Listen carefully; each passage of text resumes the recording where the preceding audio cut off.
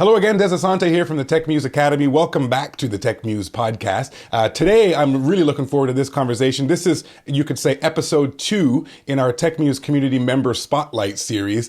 In episode 78 of the show, we had a great conversation with Rich Genoval. And today, we get to chat with Jason Mark Yates from jasonmarkyates.com. Jason, how you doing, my friend?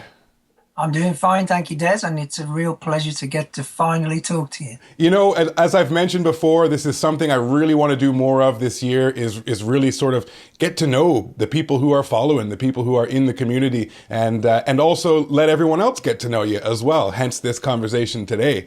So do me a favor, give us the sort of 25-cent tour of who is Jason Mark Yates, what do you do for fun, for profit, and why is it that you know, what got you involved in the TechMuze community? Give us a little background. Well, Jason Mark Yates doesn't altogether really know who Jason Mark Yates is. My background is very, very difficult. My mother had schizophrenia, and I had a very difficult childhood, quite a cruel one. So I was reared with my grandparents, and the reason I'm telling you this is that sometimes in life, if you get a bit of a bad start, you can end up spending your whole life just trying to tread water just to catch up with everybody else. You know what I mean? Mm-hmm. I then married someone with bipolar for 22 years. So a lot of my life has been spent as a carer, either for my mother or my wife. So I was into music when I was about 14. I was in a band, a really good band, very tight, you know, for 14-year-olds, it was very tight. Everything was really good. But when I got married, that kind of stopped, and my life kind of took that turn. But I would say in the last 15 years, I've been trying to make up for lost time. So yeah. About 20 years ago, I didn't even know how to switch a computer on. So now I'm at the stage where I can send files all across the planet and do all this music production and stuff. And thanks to you, by the way, because I was doing that for 15 years, a bit like somebody learning to drive without having lessons, you know? Yeah. So I got all these bad habits, and I mean, you would have just laughed and laughed to see sometimes the long way I would go about doing things. I'd spend 3 hours doing something that after one of your lessons I realized could be done in 10 minutes. So it's been great for me to do that. Oh, good. Because music is the passion, and after listening to a guy on the radio that had released his first album and told the person presenting it that he still owed the orchestra $21,000, I thought, I've got to do my own productions. Yeah. I mean, who can afford? I can't. I don't know about you, but I can't afford that. So I started getting into productions, and I saw your advertisement and kind of dived in, as it were. So I'm at the point now where I've done quite well in the last few years. I've been a finalist in the United Kingdom Songwriting Contest 4 times. Nice. Which is very good because it's a score of 9 out of 10. Because songwriting to me is a really important thing.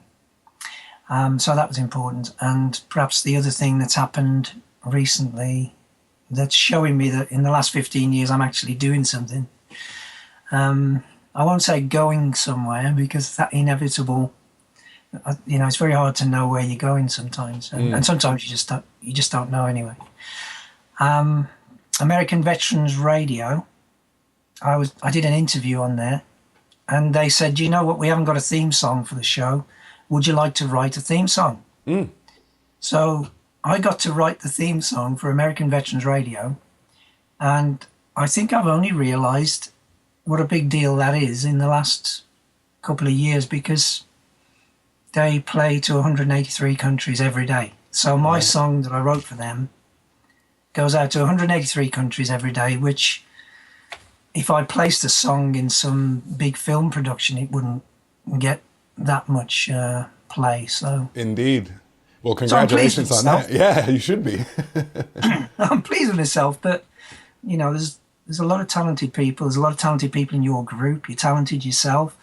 You know, there are just so many talented people and so many people doing this that I don't think any of us, even what we achieve, can start getting too carried away and thinking, this is great, I'm doing this, I'm doing that, because somebody else could have done that song. Yeah. Loads of other people could have done that song, maybe even better. So I think sometimes there's a lot of luck involved, you know, as well. So I'm just working hard and I think it's important too that you touch on a good point, is that there is so much talent out there. I mean, yeah. even in just our little community here with the TechMuze Academy, there's so much talent, and it's important to not get wrapped up in the whole competitive mindset. You know, as an artist, you do what you do. The opportunities that come your way are the opportunities that come your way. You take the ones that work for you, you leave the ones on the table that don't work for you, and you just carry on, you know.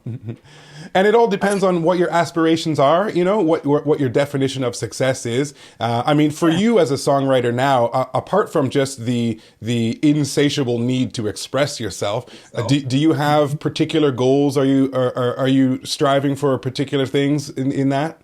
Yeah, I want to really be supplementing my income considerably as I get older. You know, I have to face the facts that I will be getting older to the point where I might need more money, you know. So doing what you absolutely love doing, I'm at the position, I mean, the situation, I mean, I run a small business, and I mean, when I say small, it's probably micro. Okay. You know, I hear people talking about small businesses, but I'm not even at the level of a small business. But my micro business, for want of a better expression, allows me to work Monday, Tuesday, Wednesday. And with those 3 days, I can pay all my bills. And then I've got Thursday, Friday, Saturday, Sunday to devote to music. Fantastic. So in a way, I'm kind of semi-retired, semi-professional, semi-everything. So, but it works for me. Yeah. And to be honest, if it wasn't for the 3 days outside working, I'd probably be stuck in front of my door 24/7, 7 days a week, and that's not good for everybody, is it? So, so there's a plus side to that as well. Well, you bring up an interesting point too. When it comes to us as DIY musicians who aspire to, you know, get the bills paid doing what we love, or even simply just to be able to do what we love while the bills get paid, even if it's not directly responsible for it. And I think that something that you're doing, which I encourage everyone to do, is to start a small hobby business, to have a little revenue stream on the side that allows you to get the bills paid and maybe put a beer or two in the fridge, and that frees up some time to allow you to devote towards doing what you love to do. And even if that thing that you love to do is not what's directly paying the bills. And I think that's fantastic. I mean, it's exactly what I do. The TechMuze Academy is a business of mine that gets my bills paid. There's a couple of other revenue streams on the side that I have as well, which gives me all of this time left over to do, you know, to play music, or I build guitars. I don't know if you're aware of that. That's something I enjoy doing. That's excellent. I mean, that's so interesting. Building guitars, beautiful. Yeah. Yeah, I haven't actually finished one in quite some time. It's been sort of a back burner project, but I've built, 20 or 30 guitars. You built the ones with no strings on. Well, I eventually put strings on them. Electric guitars and basses, and so that's a lot of fun. But you know, having being able to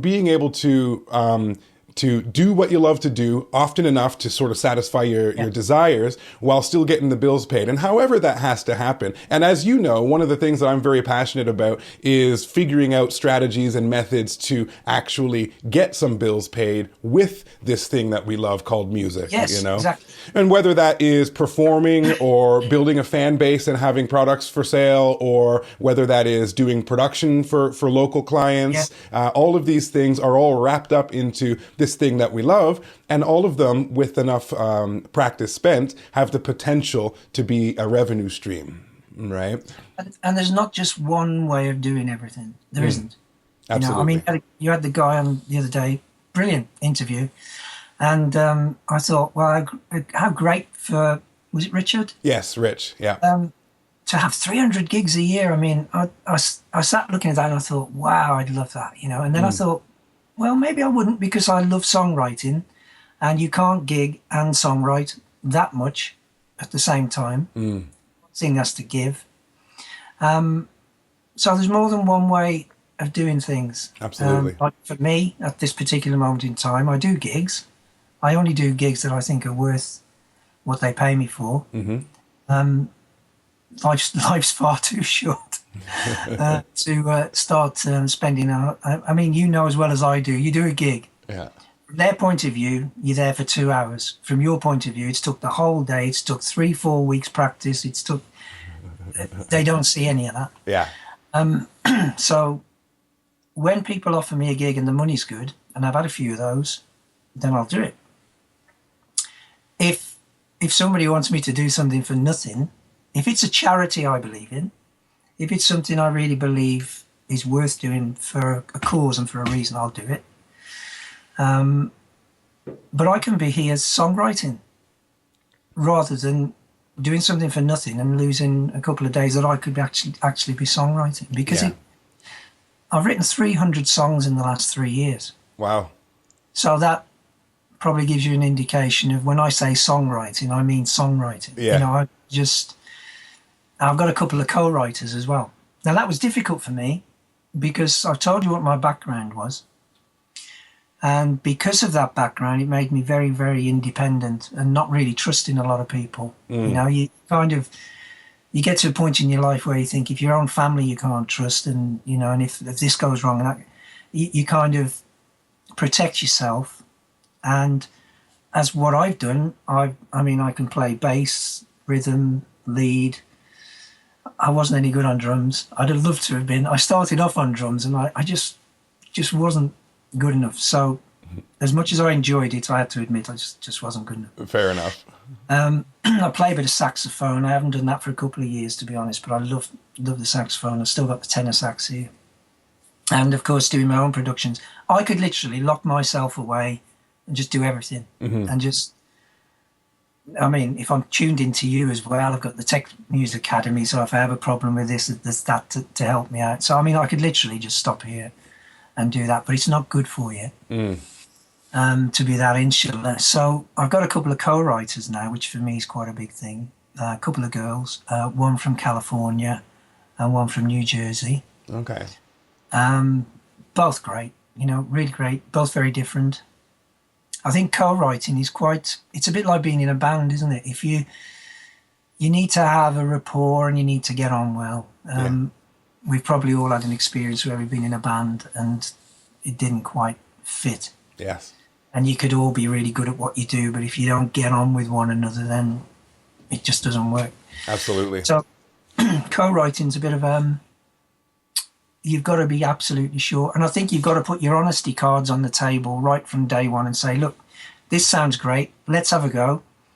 If it doesn't work out and we're honest that it's not quite working out, let's stay friends. Let's still be connected musically somehow, but let's just admit it's not quite working. And then you haven't got this awful period of trying to work with somebody you know just isn't working. Yeah. Well, you bring up a good point there, which is sort of the basis behind any effective relationship, which is them honesty cards on the table, you know, in a friendship, in a marriage, in all of these things, that really is the super simple secret, if you will, to having a successful relationship. And not only that, but relationships and connections, as I was speaking about with Rich in the previous episode. And I don't know if you caught my live stream last night in the Facebook group. I did. That connections is what it's all about, whether that be co-writing, whether that be a business to customer transaction, whether it's band members, bandmates, so having an effective and successful relationship is the first step towards anything, really, in my opinion. It's very much I'm starting to get very much into sort of a spiritual approach to a lot of Yeah. things in my life, including business, including the teacher-student relationship, including the business-to-customer relationships, this type of thing. And I'm really starting to see the importance of authentic, genuine connection in pretty much everything that involves I, another person outside of myself, you know? I couldn't agree more. Yeah, and it is something that either just happens or doesn't. Yes, yes. Can't, But if, can't force you can't force a bad connection. no, that's It true. it has to work. And it's that honesty that you talk about, the honesty cards being on the table face up, Yeah, that is yeah, the secret. And that's how you're going to determine quickly and without it's wasting the way you, time. it's the way you go about it as well. You Yeah. don't have to be offensive about it. You just have to just be really polite about it and be friendly about it and say, hey, this is a great idea, but just in case it doesn't work, let's just say it here and now. We'll carry on as friends and not have some strained Skype sessions or some difficult correspondence because it's just not quite working out. Absolutely. I'm lucky with my two co-writers. Great. It's And worked how really did you hook up with these girls? well through a group. Okay. Through not only am I doing your course, I'm on another course for TV music licensing Right. because I do love gigging, but I don't do enough of that. I could, but if I'm going to think long term, it makes more sense to get into the TV licensing, synchronization, advertising, and things like that. And it's a long road. It could take 5 years to actually get into that. Right. So you've got to start somewhere, and I've already started down that line, and hopefully things will develop. But on this course, somebody just said to me, and it was because of my production work, that this person had got some ideas but didn't know how to put them together. So we're actually writing a duet now. So we are literally writing together. Right. So that's good. It's another aspect to my life because, as I said, I could just sit here. I pick the guitar up and I write a song. It's as simple as that. Right. I could pick it up now and write a song. So it's not as though I feel the need for somebody else, but I can see the benefits of somebody else already Certainly. to offer that input. Well, it's an interesting thing too, sort of relating to the topic of connection that we were just speaking of. Yeah. Another thing that sort of has occurred to me and does continuously is the idea of juxtaposing oneself against somebody else's perspective. It's the reason why, excuse me, it's the reason why, although you're entirely capable of sitting by yourself and composing all kinds of music to till the end of time, as it were, when you do that, you have only your perspective in the music. And when you work with somebody else, you now take your perspective and their perspective, they clash together and something new comes out in the middle. Yeah. And I think And that's real powerful. You have comfort channels as well. So you'll start to write a song and you'll find yourself going into this comfort channel because you like this channel, you're comfortable with the channel, you've used this channel a lot, you play that instrument, you do it this way, and you've done it that many times, it's easy. Yeah. So you go into that channel, and then when you're working with somebody else, they say, well, hang on a minute, how about going this way and using this instead of that? And because you put your honesty cards on the table and because you're the kind of person that wants to be fair, then it's a 50-50 thing. So you have to go away from what you were thinking and you have to consider the other side. And then when you listen to what the person's saying and you think, actually, that is much better than what I was doing over here. And then you start doing that, that's when the two become double what you were before. Exactly. So, yeah. I absolutely love it. And I think there's only so much information your head can contain with ideas without the need for somebody else. Absolutely. To Absolutely. actually put some more input in there. Well, tell us a little bit about your songwriting process, whether it's by yourself or in a co-write. Do you have sort of a method or a technique or even just things that typically tend to come up each time? Yes, it's quite interesting, really, because my technique originally, I was only into the music, lyrics meant absolutely nothing to me at all. I was around at the time of the Beatles back in the 60s, and I absolutely loved the Beatles. I cried my eyes out when they split up, and I remember looking in the mirror thinking, what now? You know, what, the Beatles have gone. What now? What am I going to do? But the Beatles were excellent the way they put their stuff together. But you know, I've just talked about that and I've completely gone off the point. What was the question? Songwriting, your method, your process. Yes, that's right. I was just into the music, wasn't I? So all these songs, Lucy in the Sky with Diamonds, whatever, and you'd have people saying, "Oh, do you know what that means?" And I'd be thinking, "Is that what it was called?" Because all I got was the beautiful lick with Lucy in the Sky with Diamonds.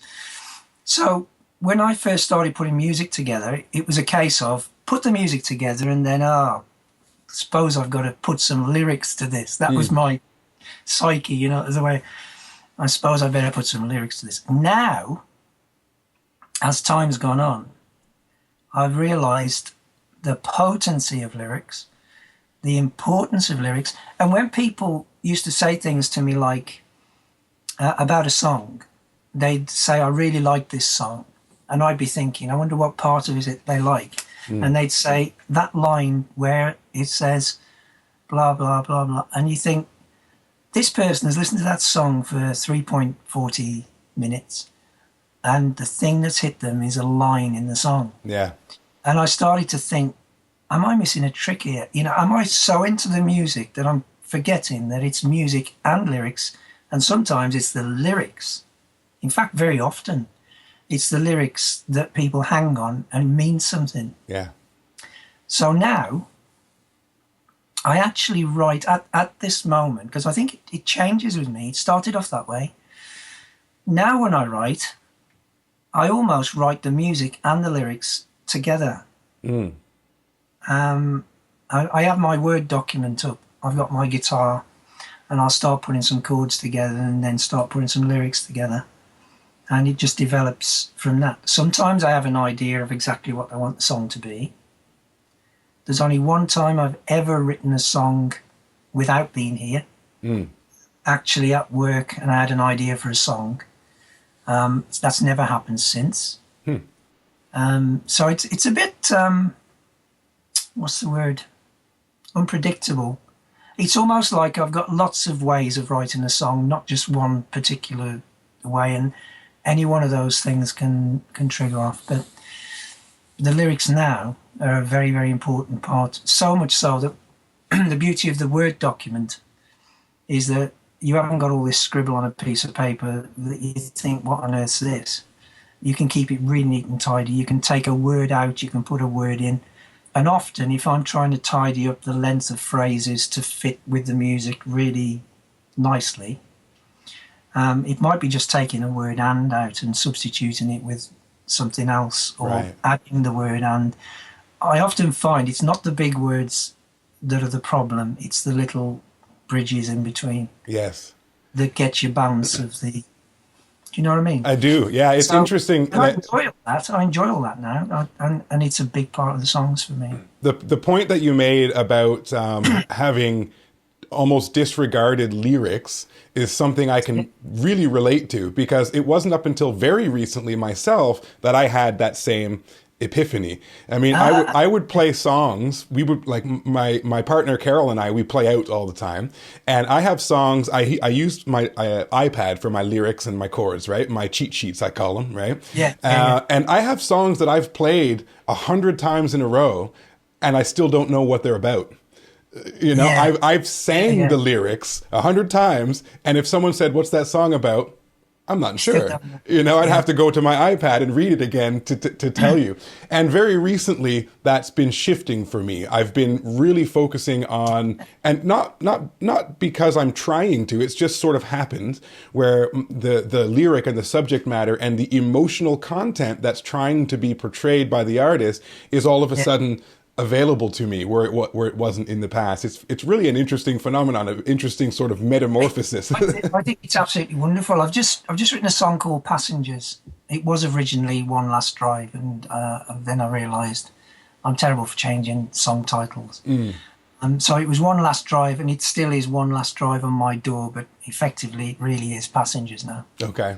Um, and this was from the course. This was really good. This course I'm on for music sync licensing. I'm on something called the 90-day challenge, where what Michelle, who runs the course, did the other day was she just brought up a flash assignment, and it was basically this producer's looking for a song to suit a couple, a melancholic song to suit a couple who are discussing their relationship, and he wants it by tonight. He needs this song done and finished by tonight. Mm-hmm. So I think I got that at 5 o'clock in the afternoon. So then I literally thought, well, I've got to write this song about that and get it done for midnight. And then that's, so she's trying to get us to write quick, think, put it together well, Yeah. So I started writing this song. I've just put one line in, and it was a reference to driving to do with a car. So from that, and it was quite accidentally, from that, every line in that song is almost a link to driving, but also to do with a relationship. Mm. So shifting gears, like when you're talking to one another and going up a gear, down a gear, whatever. So now that whole song, I've had people already, and I've only written it a couple of days ago. I've had people already saying that song's really connected with me, and that's what motivates me to write songs. Yeah. Because I don't know whether you've ever thought of this. I've got the chance to actually write a songwriting course, to actually put a songwriting course together, and do it at a college. Okay. My singing teacher is an amazing woman. She sang with Elvis Presley's backing singers. Wow. Who does that? Yeah. She sang at the Palladium. She's done West End shows. She's a dame of the arts theatre and whatever. But she's just one of these women that never sits still and just does everything. And she said to me, if I can put this course together, I can teach it at college. So, wow, there's an opportunity to get my teeth into. But that's what's got me really thinking about songwriting. It's a passion for me. But there are so many things about it that are interesting to me. You see, I'm just telling you everything now. I hope that's all right. Speak freely. To me, it's always amazed me how you can sit down and watch a film for 2.5 hours, and the person who's made that film, or the producers, or all those involved, get you involved for 2.5 hours and get some emotion out of you in 2.5 hours.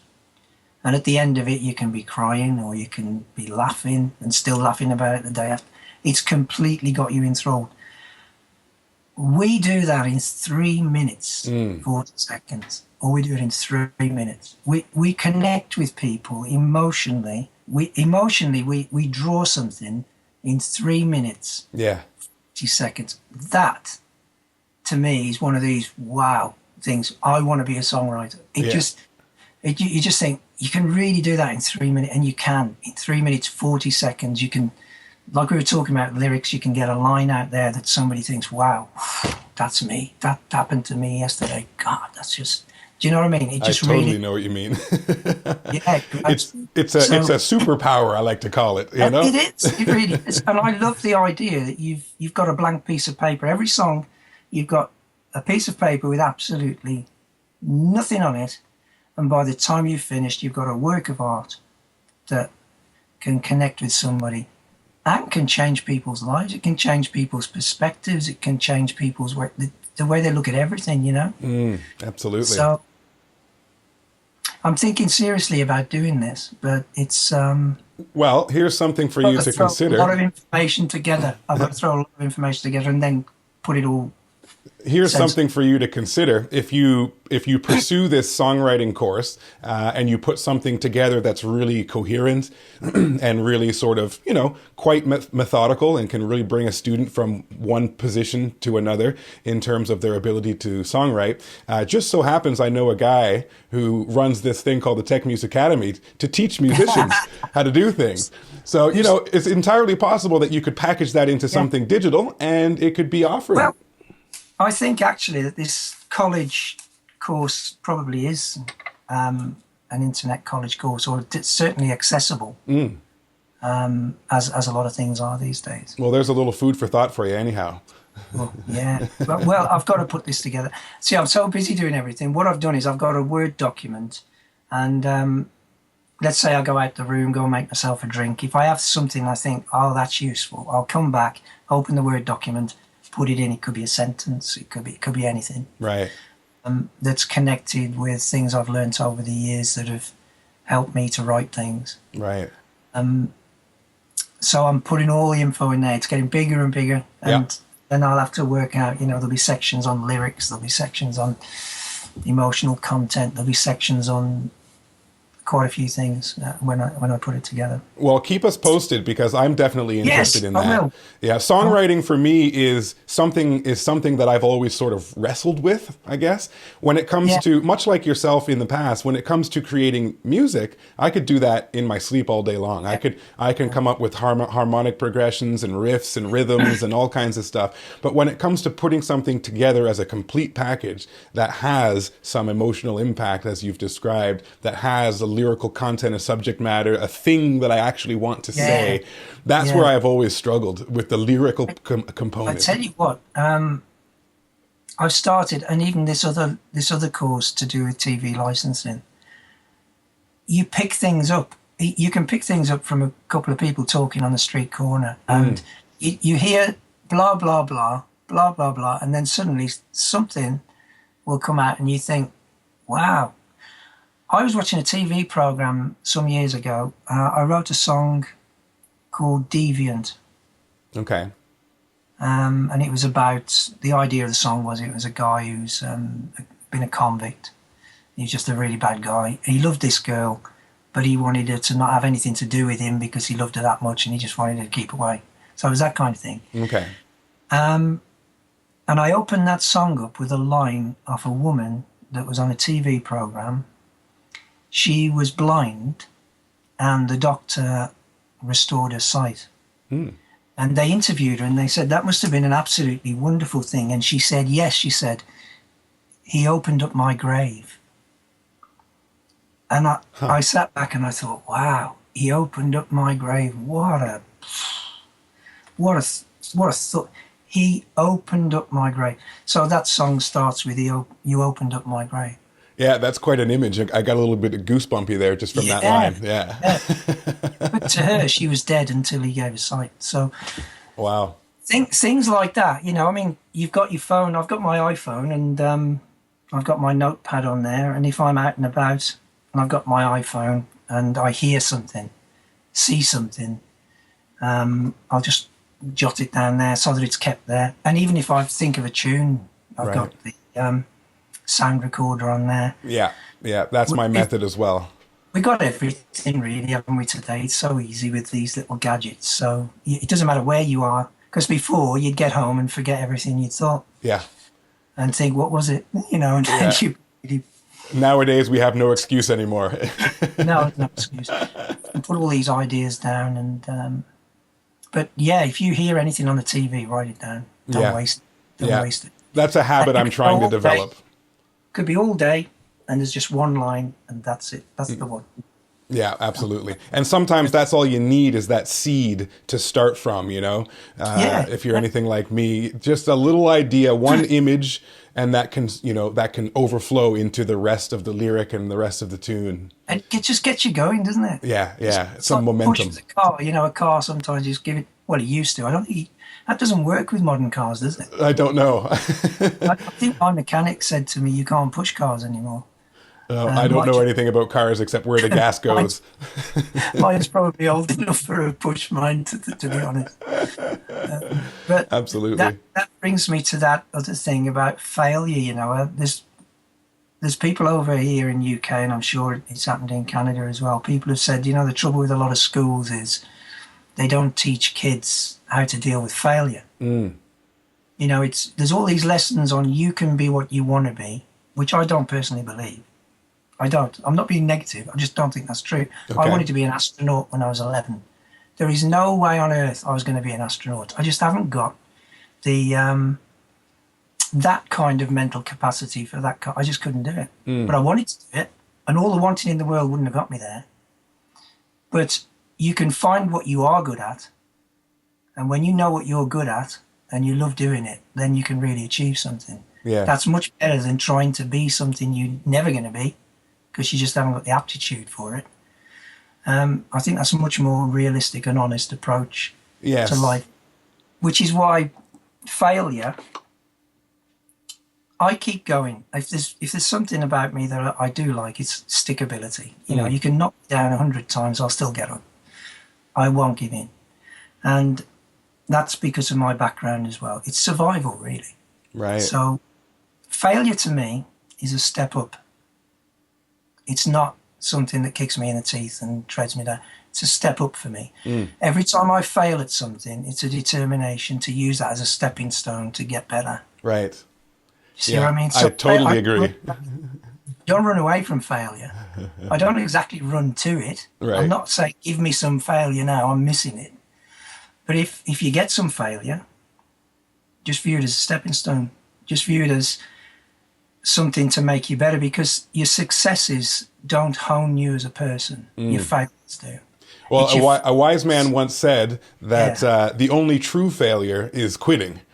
Yeah. You know, and in fact, a failure is just a lesson in disguise. It's something that, as you mentioned, will actually cause you to be more on the other end of it. You know, Absolutely. I like to say a few thousand more mistakes, and I'll be a master. What you will, yeah. No, it's true. If you're positive about failure, sounds a contradiction, but if you're positive about failure, you don't fear it. You think this is an opportunity to learn something. This is an opportunity to become a better person. Absolutely. This is an opportunity to get my recordings better because I made such a botch of the last one. I'm going to make absolutely sure I don't make that mistake again. Yeah. Thanks to you, I've got a steady workflow, and I'm using things like that idea. I use it a lot now, of the panned left and right reverb in the return tracks. Oh yes, you were mentioning that. I love that. Absolutely love. And when you get a little nugget like that, you can't wait to open the door up and start using it. Yeah. It's all knowledge and information. Yeah. Tricks of the trade, I call them, you know, and there's thousands of them. And I hope that I never run out of new ones to discover, because that's what I love about it, you know. So tell us a little bit, while we're on the topic, tell us a little bit about your experience with mix lessons and the community at TechMuze, because A, I'm curious how people are finding it, and B, of course, it also, serves as a little bit of shameless self-promotion, to be quite honest.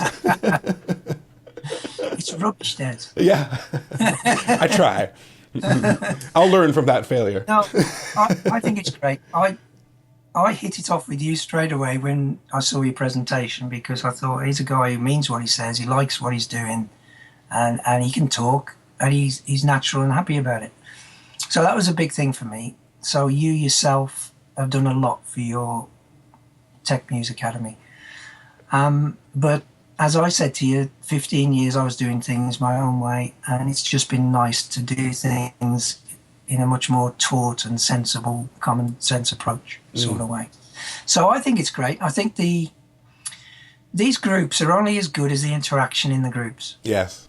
And I've noticed at times with some of the groups I've been in, you'll put something out and nobody says anything, or it'll say 407 people saw this post and not one comment. So you think 407 people think this post sucks. And that might not be the truth at all, but it's just the way things appear. So I think it's a great group when we all get involved, you know. We can't do it all the time because I've missed posts because I'm doing something else, and other people have missed posts, one of mine or something, because they're doing something else. Yeah. But when we can interact, these groups are fantastic, because even the other group that I'm involved with, there's been some really helpful stuff that's come out, and which you've only found out by interacting. Sure. So you've said yourself that we can learn a lot in the groups if we get involved. So, yeah, I think it's a wonderful thing you're doing, and I think there's so much to learn, as you say. Absolutely, yeah. And hopefully never so ending. Much to get as well, because you could teach something in, say, one of your 30-minute videos on a subject, And it's a bit like the tennis lessons I used to have. Because I used to play in a tennis team up until I had a knee problem. And you'd go for tennis practice, and you'd have coaching, and he'd show you all these things, and then it inevitably makes your game worse. Because your mind's full of what you should be doing, and it's stopping you naturally doing what you were doing, even if it was wrong. Right. But 3 or 4 months down the line, you'll hit a shot that you know you only hit because of the lessons you had 3 months ago. Right. And it's like finally the message has got home and you're doing it. Yes. And I think with your lessons, it'll be exactly the same. I mean, I might have to be told 20, 30 times before, yes, I've got it. Right. Because we go back into comfort zone, and we, you know, if I'm doing something quickly, I might go back to the old habits because I'm used to it. But in time, I've started to do some of the things you've said, and it's made things a lot easier for me. Well, that's good to hear. If I'd left the group, Yeah. if I'd left the group, would I have been in the group long enough for those things to sink in? That's the point. Yeah. Yeah. It's a collective, isn't it? Yeah, and it's an interesting point you bring up too. It sort of underscores the difference between knowledge and wisdom. I'll use those terms. You know, you learn something. You know, you watch a video or whatnot, and you learn something, and it becomes knowledge. It's a thing that you could then repeat to somebody else should they ask you about the subject. And then, as you mentioned, as you described, at a certain point in time, you experience that thing. And at that point, it moves from knowledge to wisdom. Now it's a thing that you know deeply about because you've experienced it in your own world, you know? Yeah. And that's always a magical thing, a magical point to get to in one's learning process. And as an educator, that's the thing that I can only hope will take place in the lives of my students, but you can't make it happen. Yeah, it's happening with me. Oh, good. It's definitely happening with me. And I'm sure you'll find that's echoed with everybody else in your group. You know, it's definitely happening with me. You can. Shall I tell you how I got into using the door? Because you'll laugh at this, and it was literally a click away. Me never doing this. All right. Ever. I bought a Line 6 audio interface. And with this Line 6 audio interface was a free Ableton Live 5, I think it was, CD. I use Ableton. I've always used Ableton. I love Ableton. It's a simple format. I love Cubase, by the way, watching what you would... All these doors have got something really good about them. Oh, yes. Ableton is such a user-friendly, straightforward thing which suits my personality, because I like to write the song and I like to get it done and find it easy to do, you know. Sure. So I loaded up Ableton Live 5, and I'm not one for reading instructions. I don't know about you, but if anything comes with instructions, the first thing to go is the instructions, and I'll work it out. Yeah. So I couldn't get this thing to work. I loaded up Ableton and I thought, well, I can't record anything. This is useless. And I accidentally pressed the record button and recorded something. And I can tell you now, Des, I got to the point that if I hadn't have accidentally pressed that record button, I'd got to the point where this wasn't for me. I would never be doing it now. Huh. So just something as simple as that. I often look back and think, goodness me, thank goodness I accidentally pressed something that the red record button highlighted. And I thought, oh, that's how you do it. Yeah, and so it goes. Yeah. So that was 15 years ago or so. That's excellent. And the rest, as they say, is history. Yeah. But and recorded music. As I said earlier, I don't want to be paying an orchestra $21,000 for anything. Forget about it. I know. So you've got this this course that you're taking now on sync licensing. Did you happen to catch my interview with Kathy Heller? Kathy Heller is connected to the person doing this course. Oh, so, okay. Yeah, I don't know whether I did. Okay, well, I can't remember what episode it is, but if you go to techmuseacademy.com, I had a great conversation with Kathy Heller. Oh, she's a beautiful human being, and I hope to have another chat with her at some point in the future as things develop. She's another So some of these women, they leave us behind. They're just so full of enthusiasm and Oh, and she is definitely one of them. Yeah, fantastic. And for people absolutely. listening or watching right now, I highly recommend go and check out the interview with Kathy Heller. Yeah. Even if you're not interested in music licensing, just the conversation was See, wonderful. with me, the problem I've got is I told you I've got the micro business. That is purely to pay the bills so that I can do what I love doing, Sure. my passion, which is music. But because it's a micro business, there's not a lot of money. Once the bills are paid, I think there's like £10 left over for fuel Right. if I want to go somewhere. Like if I need guitar strings, I'll have to go, sort of thing. So literally, and you sometimes have to pay for opportunities as well, and it can rack up. It's quite a lot of money. So I literally have to be as clever as I possibly can, and I have to make that money spread. I mean, I need a new video. I need a new webcam. That's got to wait. I'd have got one for your interview today if I could have got one. Yeah. So I need a new webcam. There's a few things I've got that work with the door that could do with upgrading. So there's a few of those things. Sure. They've got to wait. And then when I am in a position to get something, then I have to choose between the 4 or 5 things what the priority is. Yeah. So it's not, these people that can just go out and buy what they want when they want, they are so lucky, really. It's fantastic. Well, hopefully with I the don't complain about it. It's just a different game. Yeah. It's probably the artist on a budget. I'm your typical budget indie artist, and I love that.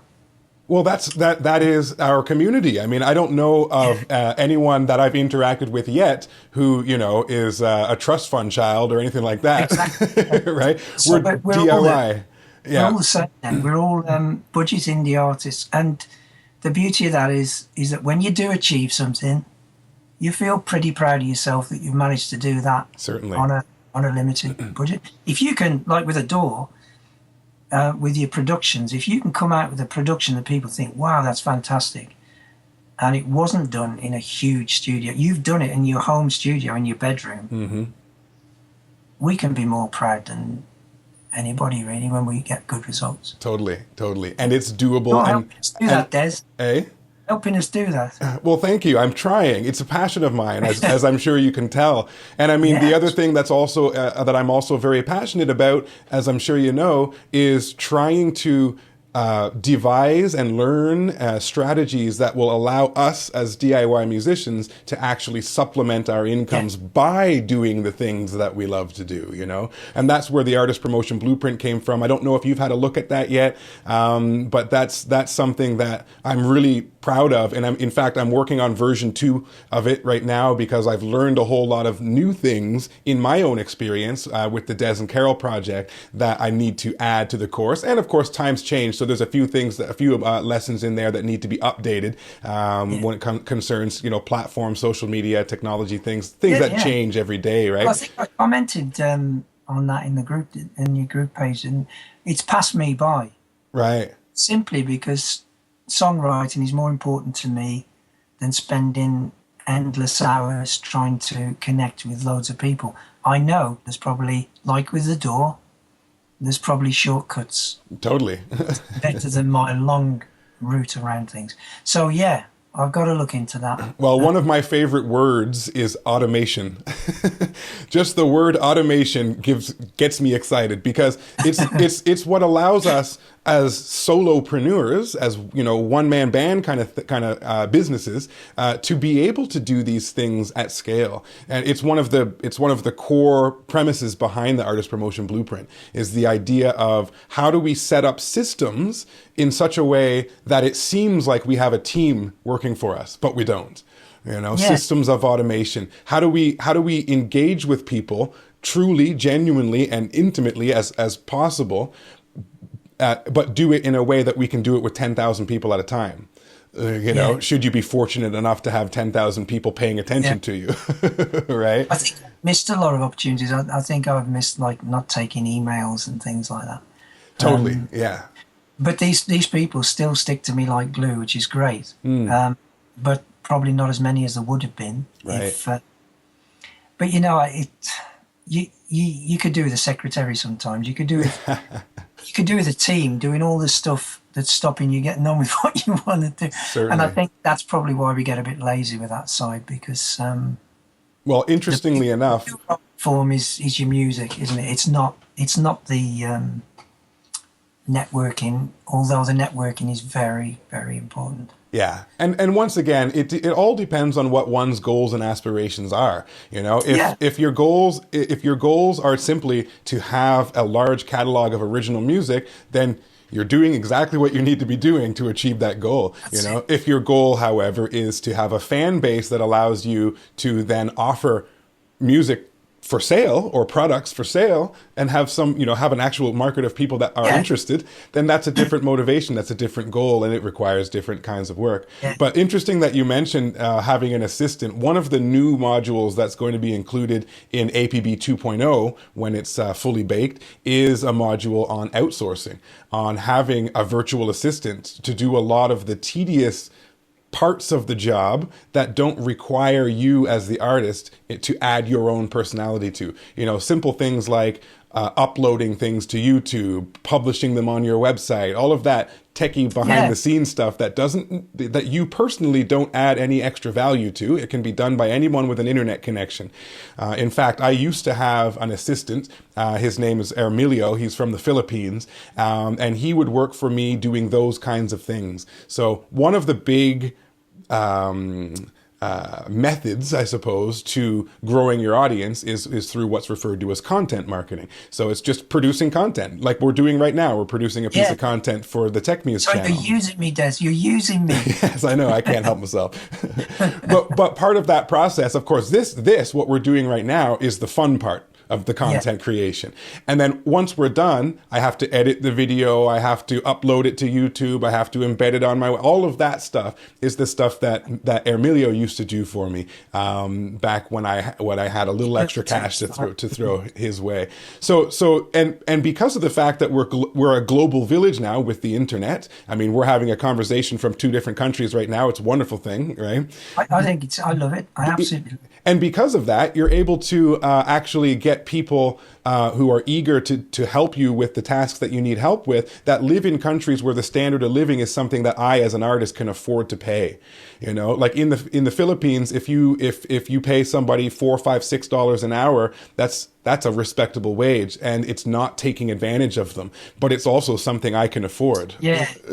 You know, so it's this global arbitrage thing that is really powerful when you understand how it works, and it does allow you as a solo artist, as a solopreneur, to actually have somebody to help you, to actually have an employee that does some of the things that are just time consuming and tedious and you don't necessarily personally add any value to. So that's actually going to be one of the new modules in APB 2.0 that I'm kind of excited to talk about, because a lot of people never consider the concept, the idea that they could actually have an assistant, you know, doing a lot of work for them. What you talk about, haven't you, Des? You just, I mean, what's the point otherwise? Yeah. You've got to have passion, haven't you? You've got to have passion, but it's got to be passion, not an empty passion. It's got to be a passion based on some real stuff. Yes. And music obviously is. Yes, absolutely. And to help you with your music is just as important to the outcome of wherever you're heading. Absolutely. And whether you're an assistant, a co-writer. I'm sorry, say that again? Be a spaceman, I've decided. That's right. No, I'll never be a spaceman. Well, listen, Jason, I want to be respectful of your time as well. And I do have another appointment coming up close. I'm just looking at the time, but really appreciate you taking the time to have a chit chat with me. It's been great to talk to you. I've been looking forward to it. Is there anything, any sort of parting words of wisdom concerning songwriting or life in general that you'd like to leave people with before we wrap it up? Yeah, don't stop. Yeah. The only thing, if you stop, you're guaranteeing that nothing will ever happen. Just remember that. So when you think nothing's happening, oh, I'm not getting anywhere, just stop, and you can make that absolutely certain. Yes. Simple as that. Or you can carry on and wait till something does happen. It is as simple as that. Absolutely. In fact, some of the most profound ideas are that simple. You know, I I've think so. found. And Yeah, where can people go if they want to learn more about you? I know you've got jasonmarkyates.com. I know you're on Facebook. Do I'm you? pretty much everywhere. I'm SoundCloud, Reverb Nation, Facebook. Got my website. I've got a blog. Um, Forget what that's called now. Let's see if I can find it. It's jasonmarkyates.blogspot.co.uk. Okay. I don't write a blog prolifically, but I do when something really makes me want to say something. Then so that could be 2 days running, or it could be 2 weeks, or it could be a month. Fair Just enough. depends. Yeah. So it's a blog about things that I've found interesting or whatever. Very So good. Well, I'll have to check that out myself. you can do, sir, by all means. I will. I'll leave a comment. Well, like I said, Jason, thanks so much. And hopefully we can chat again at some point in the future. I really, really enjoy the fact that I'm getting to face have conversations with some of the people in the community. I'm glad that this idea popped into my head. It's all about connection. It's a great idea because everybody is a wealth of information and knowledge. And I don't think there's anybody ever in my life I haven't come across that could have taught me something.